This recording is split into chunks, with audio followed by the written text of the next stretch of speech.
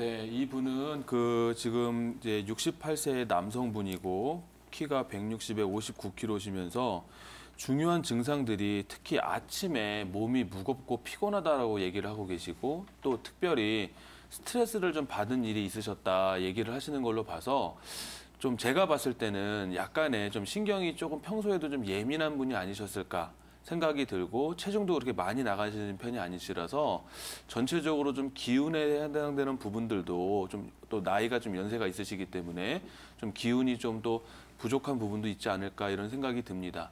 그래서 우선 중요한 포인트 중에 하나가 아침에 일어나면 몸이 무겁고 피곤하다라고 하는 그 부분들을 봤을 때 요거는 한의학적으로 봤을 때 이게 담음증, 이렇게 몸에 마치 찌꺼기, 노폐물들이 많이 끼면 이 몸이 축축 늘어지면서 무거워지는 이 스펀지가 물을 많이 먹으면 이 스펀지가 축축 늘어지는 것처럼 우리 몸에 담이 끼면 그렇게 몸이 무거워집니다.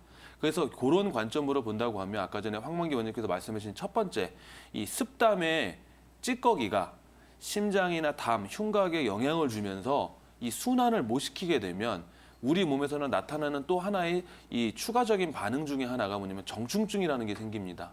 그 정충증이라고 하는 건 뭐냐면 그 심장이 정상적인 분들은 자기 심장이 이렇게 두근두근 되는 걸 느끼면 안 되는데 이 가만히 있어도 누군가가 쫓아오는 것 같고 심장이 막 두근두근 뛰고 불안해지고 초조해지고 예민해지고 마치 우리 예민하신 분들이 커피를 많이 먹으면 가슴이 막 두근두근 뛰면서 밤에 잠을 못 자는 것처럼 그런 부분들이 생기는 것들을 정충증이라고 하는데요. 이 습담의 울체가 순환을 못 시키면서 정충이 같이 나타나면서 이거를 심담 그다음 허번불면이라고 얘기를 하는데요.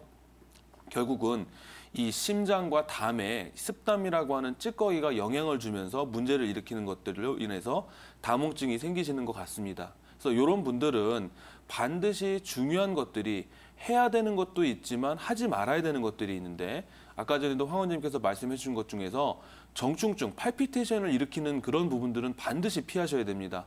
그게 심장을 빨리 뛰게 만드는 것들이 당연히 커피, 물론 에너지 드링크, 술 이런 자극적인 음식들을 조금 피해 주시고요. 또 음식들 중에서 좀 맵고 짠 자극적인 음식들이 열을 조장하면서 심장을 빨리 뛸 수 있기 때문에 그런 음식들은 최대한 좀 자제를 해주시는 게 좋습니다. 반대로 심장이 부담을 갔을 때 그 심장의 열을 좀 내려주고 정충증을 좀 예방하는 데 중요한 음식들이 단미와 고미, 이렇게 담백한 음식들하고 쓴 음식들을 좀 많이 드셔줘야 되는데요. 그래서 이게 뭐 연근이나 우엉 같은 뿌리 식물들이라든가 아니면 뭐 냉이, 치커리, 쓴바위 같은 쓴 종류의 나물들 많이 드시는 것도 중요하시고 또 충분한 수분 보충해주는 것도 중요합니다. 그래서 한의학적으로는 요 심담, 허겁, 허벌불면이 있을 때 쓰는 대표적인 처방이 아까 전에 황 원장님께서도 말씀해 주셨지만 온담탕이라고 하는 처방이 있습니다. 이 온담탕은 지금도 앞에 보시면 구성 성분들의 약재들이 쭉 나오는데 평소에 건실했던 사람이 이렇게 무서운 꿈을 많이 꾸거나 막 가위를 눌리거나 막 불안해지거나 초조해지거나 가슴이 막 콩닥콩닥 뛰면서 깊은 잠을 자지 못하고 꿈을 많이 꿀 때 정말 중요한 처방 중에 하나입니다. 그래서 저 약재 구성 성분들 중에서도 주결하고 하는 부분들이 들어가 있는데요. 그래서 이렇게 뿌리 식물들 연근이나 우엉도 좋고 죽순도 좋고 이런 것들 좀 많이 챙겨서 드시면 좋을 것 같고 또 요 온담탕 외에도 아까 전에 이분은 약간 나이가 있으시고 몸무게가 덜 나가셔서 제가 아까 전에 기혈의 부족이 있을 것 같다라고 생각이 드시는데 예를 들어서 증상들 중에서 피부가 자꾸 건조해지거나 얼굴의 혈색이 창백해지거나 아니면 몸이 자꾸 순환이 안 되면서 손발이 저린다거나 하는 것들은 몸에서 기혈의 부족으로 인해서 전체적인 순환이 안 됨으로 인해서도 꿈을 많이 꾸는 증상들이 생길 수가 있습니다.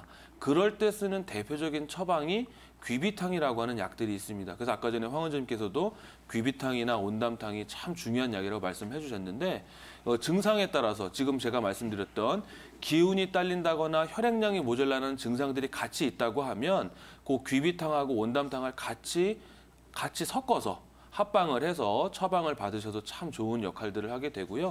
마지막으로 몸에서 담음을 만드는 음식들의 대표가 밀가루입니다. 그래서 평소에 빵이나 라면, 뭐 칼국수, 뭐 과자, 튀김 이런 종류들은 최대한 좀 안 드시고요. 몸에 담음을 없애주는 대표적인 차들이 우리 귤껍질 한약재로 쓰는 진피차라든가 아니면 아까 전에도 말씀드렸던 뭐 죽순 같은 것들을 좀 음식으로 많이 드신다면 다몽을 좀 치료하고 예방하는데 충분한 도움이 될 거라고 생각이 됩니다. 지금 80세 남성분이시고 158에 53kg가 나가시면서 소화불량과 대소변 문제를 호소하고 계시는데 이제 어르신이죠. 노인의 변비에 해당되고 소화 기능의 저하에 해당되는 부분들입니다.